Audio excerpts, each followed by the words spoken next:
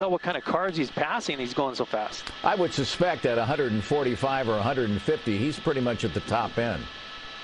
Yeah, for sure. And we're going to try to get into a little bit closer position here because we're going to have the 110 freeway coming up. I believe he just passed the 2 freeway, and well, we're coming up on Dodger Stadium now. So pursuit that started out in the Calabasas area, eastbound 101, has now made its way all the way almost to downtown LA.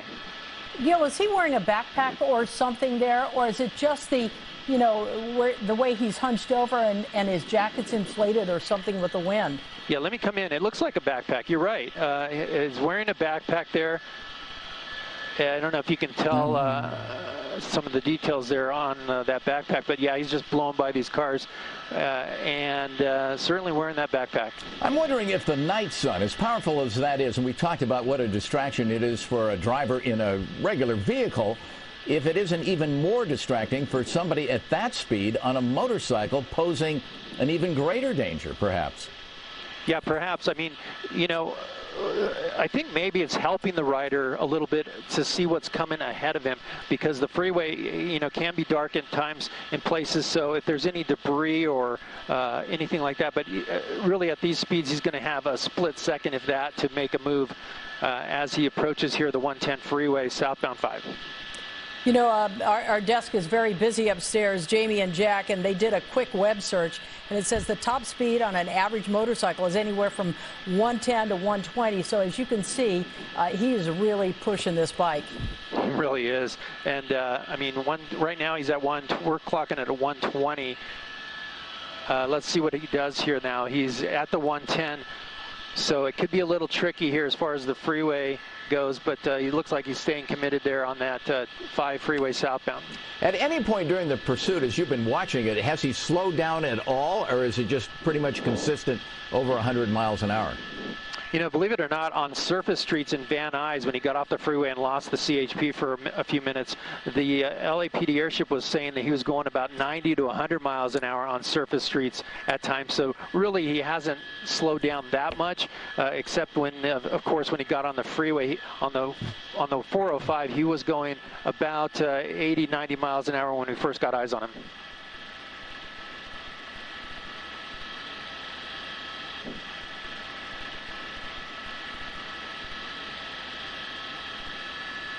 Okay, as we can see, he's continuing southbound on the 5 here.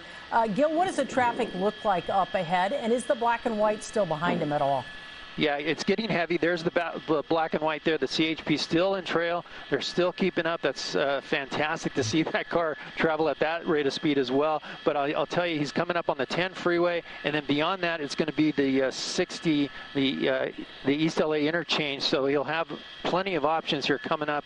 But if I remember correctly, the 60 freeway has been having some construction on it, and there are warning signs that indicate that at this hour. So we'll see what kind of dilemma that poses this driver.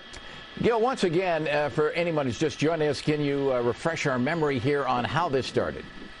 Yeah, you know, we first learned about it on the 101 freeway eastbound from the Calabasas area, made its way quickly to the 405 northbound, and then exited on surface streets. We're going to lose him here for a second under the bridges, but it exited in the Van Nuys area, and then the CHP lost it for a while. He was on surface streets, but the LAPD airship was in the area and picked up the motorcyclist, and that's when he jumped back onto the 405 northbound, all the way up to the 118 freeway eastbound, and then southbound to the 5 freeway, I should say southbound 5 freeway, and now he's continuing here. Let's see, he's going through the East LA interchange right now, and I believe he's still southbound 5 through the East LA interchange now.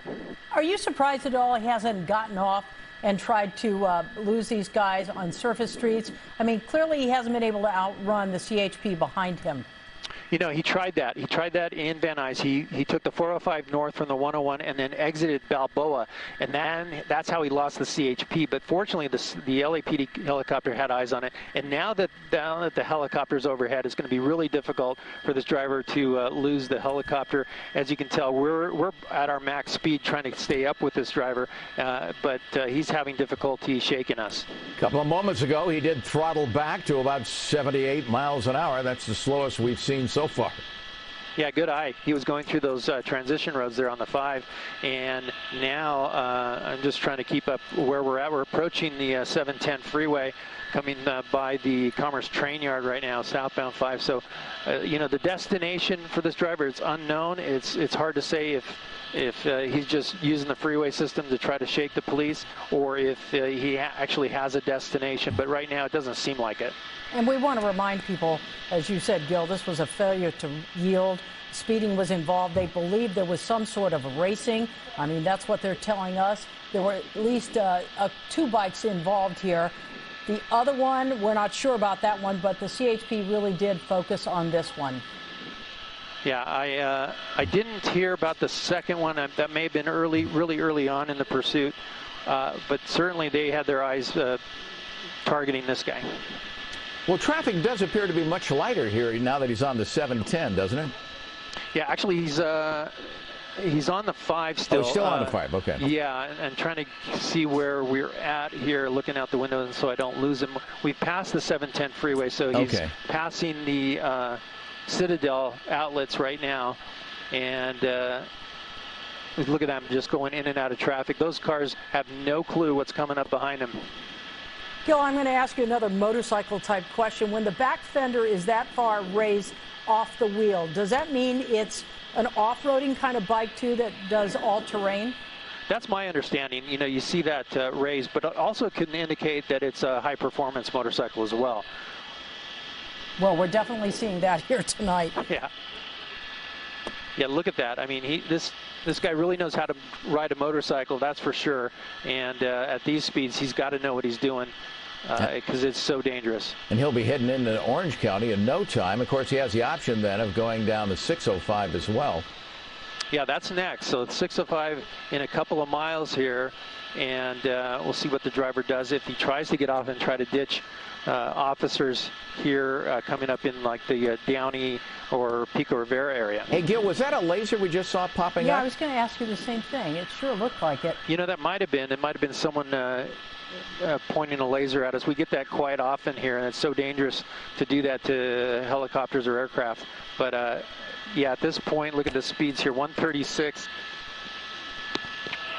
It's really incredible, the speeds. And traffic, very light going southbound on the 5.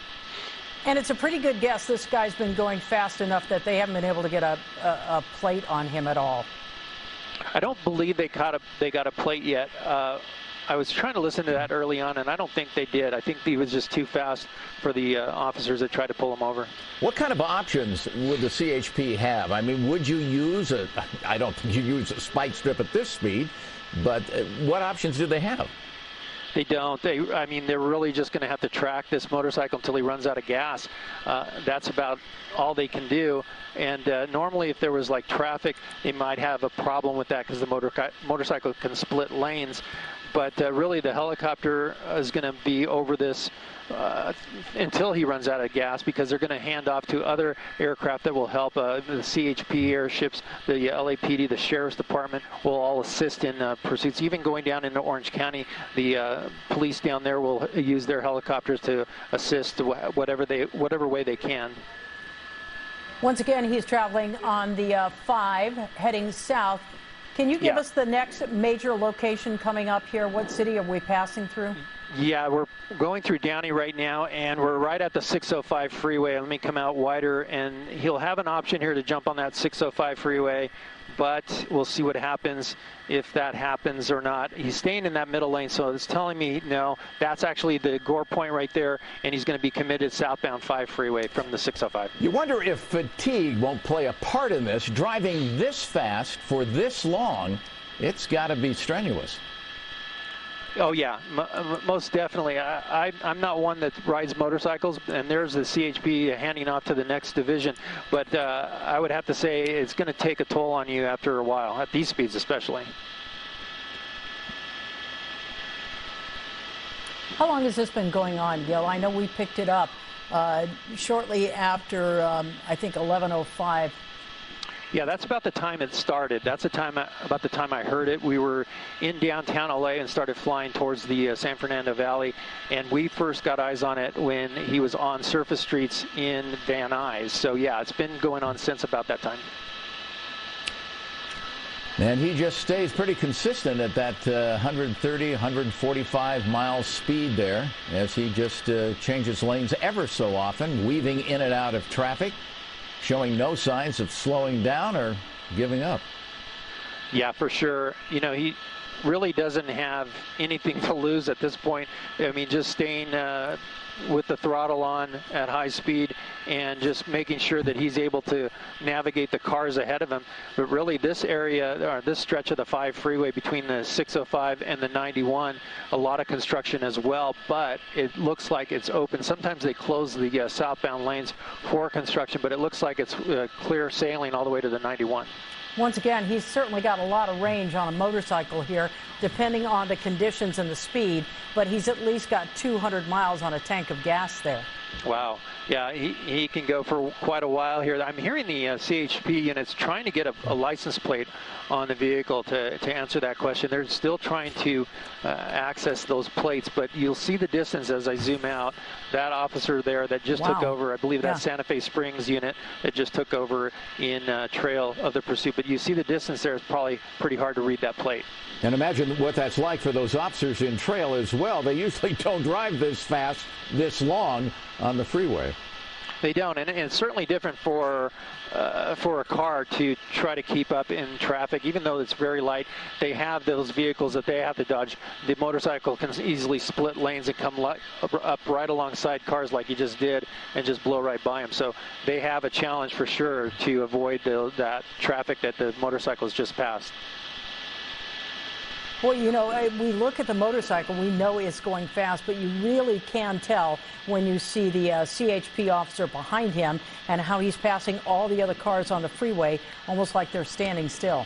Yeah, you see how he had to swerve there, and at these speeds, 100 miles an hour, the motorcyclist looks like he's slowing down a little bit here, but approaching the 91 here in about a mile and a half.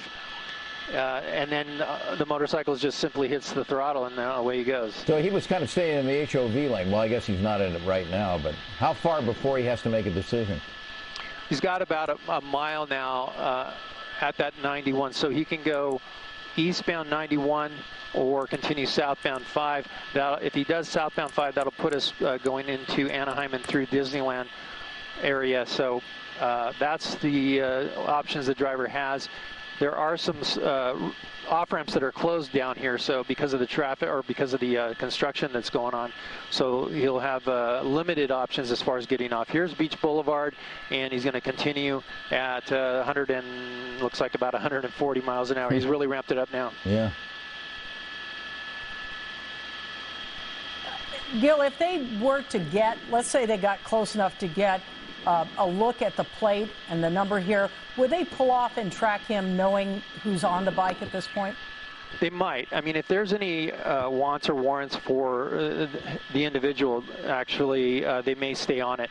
If there isn't, they may just let it go. They'll know where he lives. They know that they can catch up with him later. It might just be not worth it to the general public and the officers that are in Trail to continue. So now we're going to go southbound 5. He's committed. I believe it is southbound 5. Stand by here 1 second. I'll come wide. And yes, it's southbound 5 freeway. So we're going to have to climb to get through the Disney temporary flight restriction and passing Magnolia right now